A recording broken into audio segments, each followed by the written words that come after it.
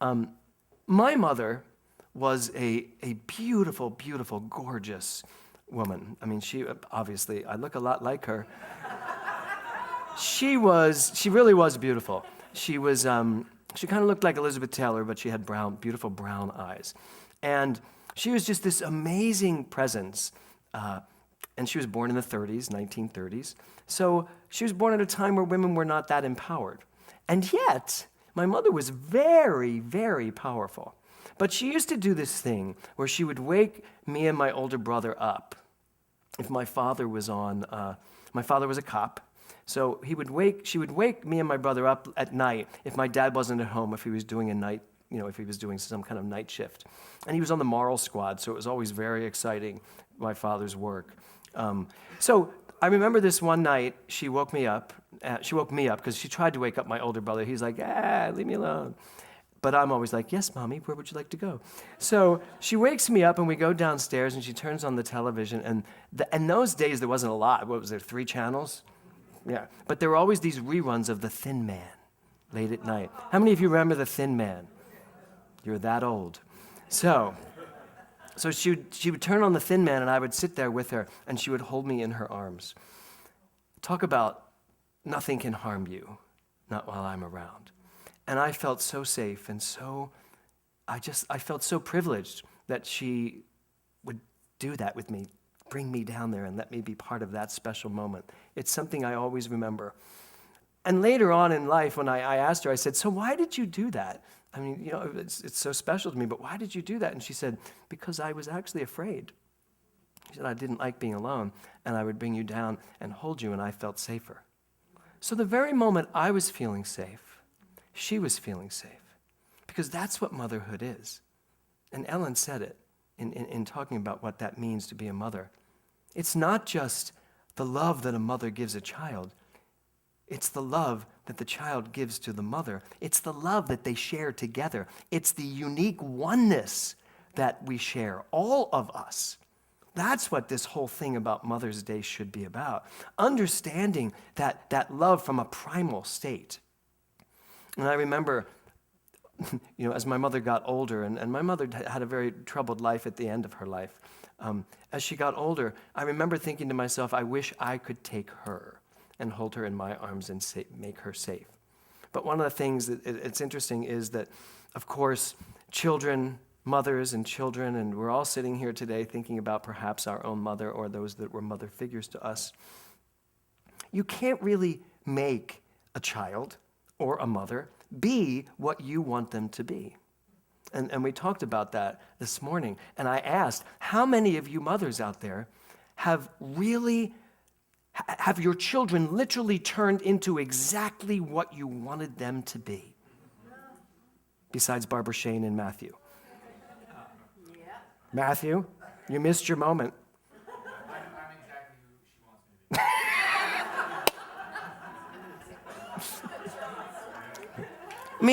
me to be. It's true, right? Isn't it? You can't make your mother be who you want your mother to be. As I sit here looking at Laura and Faye, you can't make Faye be who you want her to be. You can only love her for who she is. She can't make you be who she wants you to be, although I'm sure you're pretty close. But she can love you for who you are. That's the real essence of this Mother's Day love, of understanding that love is not judgmental. Love is about allowing someone to be who they naturally want to be. So,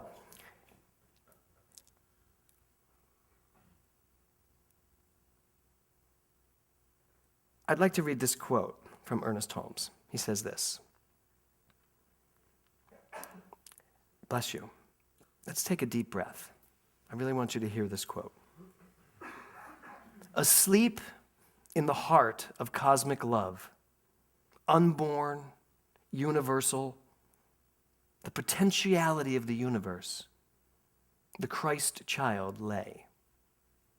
And the great mother soul, brooding over her unborn child, conceived in the stillness of her universal nature, she imparts to it her own being.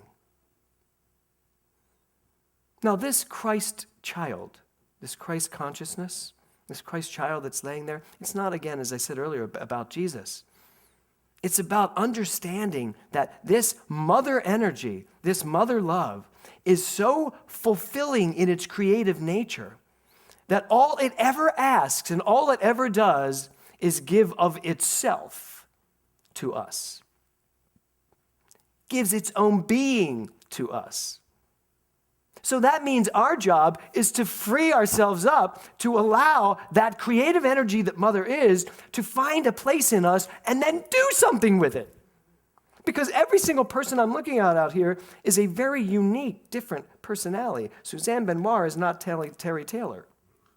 Terry Taylor is not Joe Jordan. You know? Joe Jordan is not Laurie Savage. Close, but not exactly. Right? Laurie Savage is not Jimmy or Jack. So each one of us have taken that thing, that essence that the mother energy is, and made something out of it. Nadine Risha made something completely different out of her energy. But that's the gift. That's what we get to do. We get to use this creative energy to be anything we want to be. Sky's the limit. You can choose anything. And the mother energy is going to be there saying, yes! What do you want? Bid me. Tell me what you want, and I will give it to you. Because all I can do is say yes. And yet sometimes we give her something like lack. And we say, well, you know what? I'm going to give you lack. I see a lot of lack in my life. And mother, the mother of all, says, and so it is. And you have lack. Or we give it disease.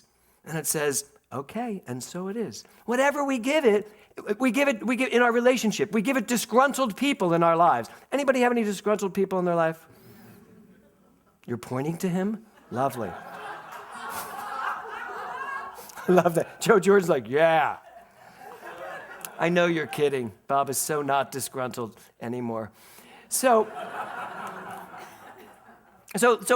we're in these relationships, and we think there's this disgruntled stuff going on in some relationship, and the universe says, yes. And then it tiptoes over here to the disgruntled person and says, they need you to be a little more disgruntled because they're getting even more angry. So give them what they need.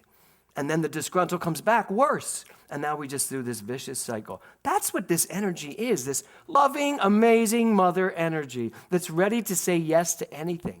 The question is, what are you ready to say yes to? Are you ready to say yes to more love in your life? Not a person, although that's great too. Are you ready to say yes to more love in your life, more love only? Really only love. So are you doing the exercise this month? Loving only? Wow, the rest of you are like, was that what we were doing? So what's it like? How's it feel? Is it hard? Is it challenging? Because it can be very challenging. I find it myself. There are moments, and it's like, is that really the most loving thing I could have said in this moment? Could I have come from a better place than this? It's hard. It can be hard doing love only because we have so many other things we could reference.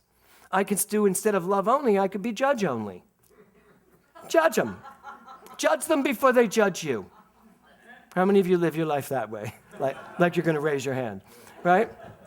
Asleep in the heart of cosmic love, unborn, universal potential, Christ child lay. That Christ consciousness, that highest level of consciousness, is just waiting for you to come from it and live your life from it. You know, one of the things I love about Nadine is that she goes to Egypt. How many times a year? 2 to 4 times a year. I will be going with you to Egypt at one of these two, I think soon maybe, like September for my birthday. But when I hear her stories when she comes back, I sense that there, in the midst of these pyramids, is the Christ consciousness. That when you step in there, you're surrounded by this. I mean, this is my feeling about it, based on what you've told me. Well, you don't have to go to the pyramids to find it, although it's going to be lovely. You can find it right now in this moment. There is a place in you that is the highest level of Christ consciousness. And when you come from that place and speak your mind from that place, now the universal mother energy, the soul of your being, says yes, and you're coming from such a high level. Those two things ignite, and oh my God, success, health, passion, love, all of it. We were at a retreat this week, and I don't even think I told my husband this yet, so I'm going to tell you in public. Where are you? Right there. So we were at a retreat this week, and I was sitting on the beach. We took 13 practitioners from our center and Westlake. The most magnificent day, and I know I'm going to talk about that in a minute, but I want to talk about this for a second. Everybody went off on their walks, and I was left alone. And for some reason, I just started thinking about the loves of my life. That was plural, the loves of my life. And 4 people came to mind. At 62 years old, I know that I have been in love with 4 people. I mean, in love. I've dated many more, but I have been in love with 4 people. I just don't want you to think I spent my whole life with 4 people. So, there's been many. So, 4 people that I have been... In the last 28 years. No. I'm getting there. So, I was starting to think about these 4 people, and I was looking at it, and I was like, so what did they all have? What was there? And I realized that the first one was this beautiful masculinity, this sports, this everything I wasn't, that I didn't think I was, and the heart and the soul of this beautiful person. And then the second one was artistic, was the creativity. This was a successful Broadway star who I just fell madly in love with and was in love with for 9, 10 years. And then the next one was this beautiful innocent. And I realized it was the innocence. It was the childlike innocence and the childlike wonder and the beauty of this person's soul. And then I got to number 4, Mr. Kevin Bailey. And when I got there, I thought to myself, I can't be specific here because he has all of it. He's every single bit of it. And I realized that that's why I've stayed 28 years. How could I ever do better? I mean, really, everything this person had and this person had and this person had all showed up in a Liam Neeson lookalike. You know, I mean, so how could I possibly say anything could get better? But I just started to realize that in terms of love and love only, when you go looking only from that place of love, it's amazing how things, I still am, of course, but in that moment, I was more in love with Kevin than I have ever been in love with him. And I was alone on a beach without him. I could have called him, but I thought, we're on a retreat, shouldn't be calling anybody. That's because I was coming from love only. I was looking from love. I was asking the questions from love, from that level of consciousness. So, the title of my talk today is Talk to Your Mother. Talk to your mother. Now, I grew up in Philadelphia. As I said, I was the son of a cop, and all cops, all his brothers were cops, everybody was firemen, anybody that saw Sissy Boy knows this whole story. And there was this expression. Anybody else grow up where the adults or anybody around you would always say to you, you know what, talk to your mother? Anybody else? My mother, as powerful as my father was, the cop, the macho cop, my mother ran our house. If anything went wrong, it was talk to your mother. So, little story. I was a thrower as a child. Anybody else, when you got mad, you just picked up anything close to you and threw it? Where are my throwers? I want to be careful where you are.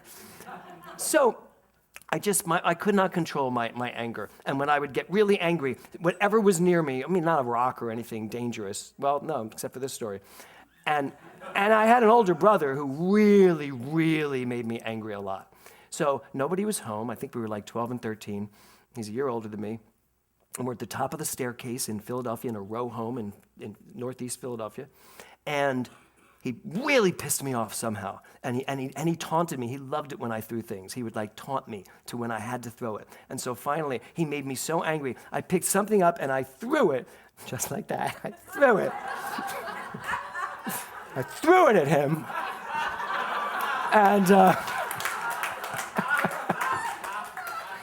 and he moved. He stepped out of the way. It went down the staircase and into the tube of the television. And the TV went, pfft, and the two of us, we're like, and then he's like, you did this. It's all you. I did nothing. And so we both kind of sat on the staircase just staring at this TV that had exploded. waiting for someone to come home. And it was my father who came home first. I know, right? You would think that, but no. So he comes in the door, and he's like, and Tommy jumped off the stairs. He did it. He threw that thing down, and it broke, and I had nothing to do with this. And my father just looks at me, and he must have had a really tough night on the street, because he just looked at me, and he went, talk to your mother. And he went upstairs and took a nap. But that was scary to think about, oh my God, if he's reacting like that, what is she going to do? She's going to really flip out. I mean, she was an Irish, strong woman. So she comes in, and but do you ever notice this when you're really angry? Something like moving her gobel 1 inch would freak her out. She'd go berserk. But then when something catastrophic happens, you get calm. Anybody else? All of a sudden, you know exactly how to handle it. And she walked in, and I was the one that said to her, I said, Mom, I threw this, and it hit the TV, and it burst, and I'm so sorry. I'm sure I was crying. And she just looked at me, she went, ugh, you boys. She just go upstairs. That was it. That was the whole thing. Because I think she understood. There is something inside of each one of us that totally, totally gets it. Now, this idea of talk to your mother is not just about your earth mother, although I would like to suggest all of you, if you haven't called, if you have a mother or someone that you call on Mother's Day and you haven't done it yet, you have 6 hours. And if they're in different time zones, you may have only like an hour. So do that. But now let's talk about the other one. Talk to your mother. Talk to your soul. Talk to the truth of who you are. Be conscious of the way you talk to yourself. Be conscious of what you are asking of the universe. Because very often when you are asking, you're not really asking. You're kind of complaining that you don't have it. And the universe is hearing that. Your mother, Earth, your mother, your soul is hearing that and saying, you're not really asking me for this. You're just complaining that you don't have it. And so it is. That's how important it is for us to absolutely know that the way we speak to ourselves activates this soul, this center of the circle, the mother energy, the feminine energy, the perfect feminine energy. Everything you say to it, everything you believe shows up in the demonstration of this. So I have this beautiful, beautiful quote by Oliver Wendell Holmes, and it's about the religion. It goes like this. He says, "The real religion of the world comes from women much more than from men, from mothers most of all. We carry the key of our souls in their bosoms." So as you think about your spirituality and your spiritual practice, we had this magnificent retreat, as I said, and we went to Flying Point. Is that it, Flying Point? No, my God, that's Southampton. What's Point Dune? That's so funny. Kevin and I got married at sunrise at Flying Point Beach, Southampton, 25 years ago. And then we got married legally in Malibu at Point Dune. Yes, how many of you were at that wedding? Yeah, it was beautiful. So we had a sunrise, sunset wedding, very Jewish. And so we went back there, which is also why I was thinking about that. But we went back there, and the two practitioner groups, we had such an amazing workshop. Hearts were just broken open, and it was just beautiful. But here's what happened, because there's the other part, my last part I want to talk about for Mother's Day. Mother Earth. Mother Earth. We're on this beach. You could not have asked for a more spectacular day. The sun, it was just amazing. The year before we went at 6 a.m. because I wanted everyone to experience the sunrise, again forgetting the sun doesn't rise in the west. So we all got there, and all of a sudden it was dark, and then it was light, and we were like, oh. Next year, let's come at 7. So we did. We came an hour later. But the sun was already up, and it was gorgeous. The clouds, the white puffs of cloud in the sky, the water even was blue. We had breached whales. We had dolphins jumping in and out of the water. There were some amazing surfers there. And at one point, when I was left alone, everybody paired off and went off for private 45 minutes with a quote to just ponder. which was great. But there were 13 people, the 12 apostles and me. And so I decided to just stay and watch everything and just be on my own. And these surfers were surfing, and there was this seal that was like surfing with the surfer in the wave. Oh my God, I mean, it was just like, talk about being loved by nature. Talk about, and the sand was amazing, and then the people came that climb and do the rappelling on the mountains. It was just the most gorgeous, spectacular day, and I was so clear that I was one with all of it. I'm sitting there looking at thinking of the Rumi quote, I am not a drop in the ocean. I am all of this. And all of this wants to love me. That's the truth. All of this wants to love me. Forget what you're reading on CNN. Reading on CNN, in case you read the subtitles. Forget what you're watching on TV. Don't let yourself get sucked into this political landscape. Yes, you need to know what you need to know, but don't let yourself really be destroyed by everything that's going on in the world. The world is in the most crazy place it's ever been. Unqualified. It's the craziest time in history ever. And yet, everything that's being stirred up needed to be stirred up, or else it wouldn't have been stirred up. That's the truth. And I can have that perspective. And it's funny, Kelly Lang, you all know Kelly Lang, who used to be a newscaster with NBC, and her partner that we are partnering together with for this project we're doing, the Museum of Consciousness. And it's this amazing project of building, which I'll talk about later. But these are two different perspectives. And everything that was going on this week on television was really fascinating in politics. So there's Kelly in her journalistic way saying everything she thinks about what's going on. And then here is the other side of the equation saying, you know what, it's all good, it's all God, it's all unfolding perfectly. And then they're both saying, and James agrees with me. And the emails are coming back and forth. And I can share this because I know I can. And so finally I did decide to engage, and I went, in fact, everything is unfolding perfectly. And yes, everything is being stirred up. You're correct and you're correct, but it doesn't matter if you're correct. And this is the whole point of this talk tonight. If you are willing to stay surrounded by, supported by, one with all of the love there is, you can recognize when you're in agreement with this, and you can recognize when you're in agreement with this, they're direct opposite, polar opposites, and yet you're in agreement with both because you stand here in the truth. You understand the truth so clearly, so vividly, so grounded in truth are you that no matter what's going on, you understand that nothing can harm you, not while I'm around. And the I stands for the I am. And the I am is who you are. You are none of this. You are the great I am. I am that I am. Nothing can harm you, not while I am is around. That's the truth.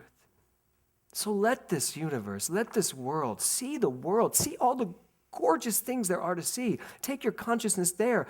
Only see that. Allow only that to be what you see. Only love. Love only. And if you can live from there, you don't miss what's going on. You actually are part of helping what's going on resolve. That's who we can be. That's the Christ consciousness that we can be. Let the world mother you. Let this universal energy that you are bring you down, hold you in its arms, and make you feel so safe, so loved, so secure, that not only are you secure, but everything around you is secure, and you are the very security that is holding you because you are one with it all. That's the truth. That's what we get to celebrate on this Mother's Day. Nothing, and no one can harm you, not while I am. Namaste.